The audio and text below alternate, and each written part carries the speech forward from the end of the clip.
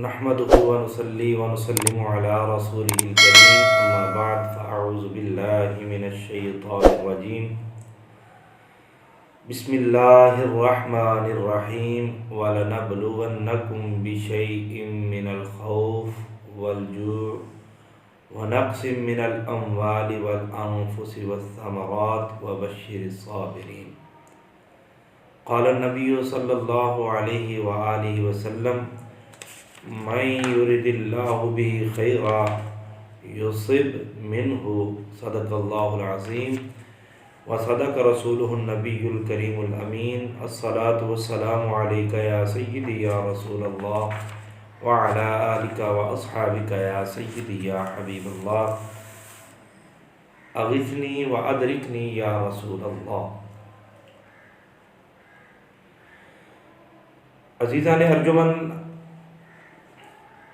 آج کی اس مجلس میں ہم نے گفتگو اس خاص عنوان پہ کرنی ہے کہ جس عنوان کو میرے رب نے خود منتخب فرما کے ارشاد فرمایا وَبَشِّرِ الصَّابِرِينَ، فرمایا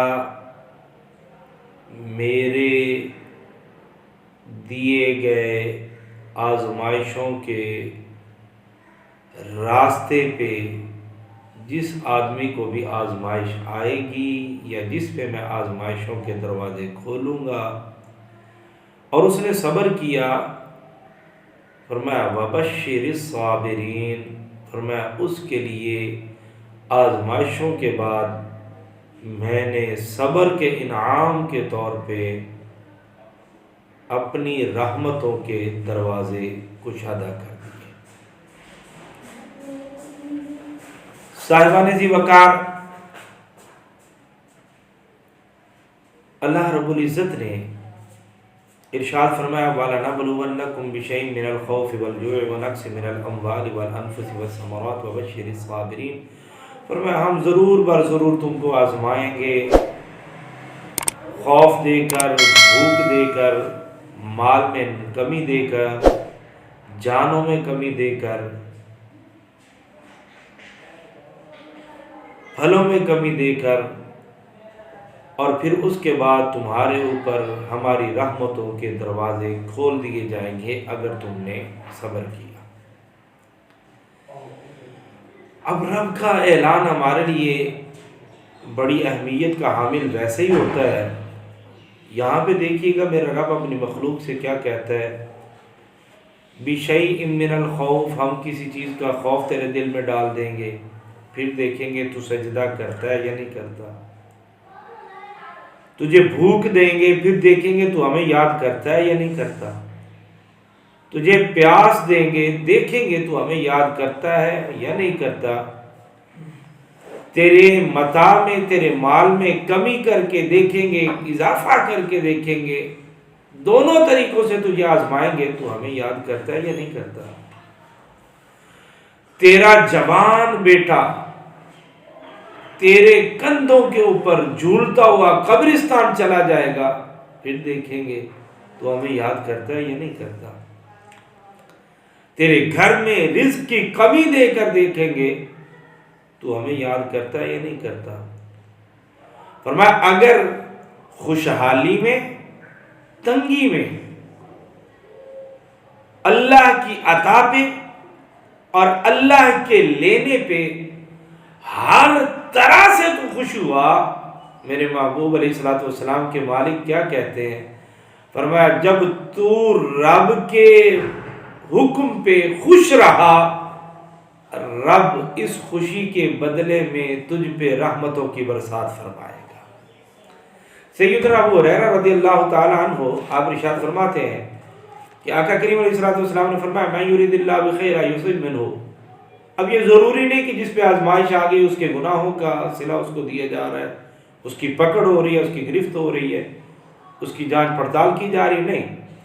فرمایا کبھی، بلکہ جو رب کے جتنا قریب ہوتا ہے میرا رب اتنی بڑی آزمائشوں میں اس کو مبتلا کر دیتا ہے۔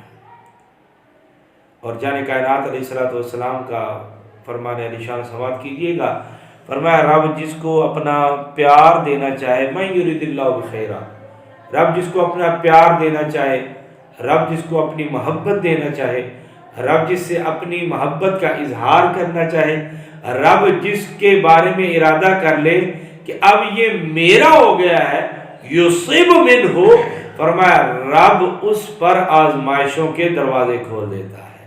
اب آزمائشوں کے دروازے اگر کھل بھی جائیں تو ہوگا کیا؟ میرے نبی علیہ الصلوۃ والسلام کا فرمان عالی شان، فرمایا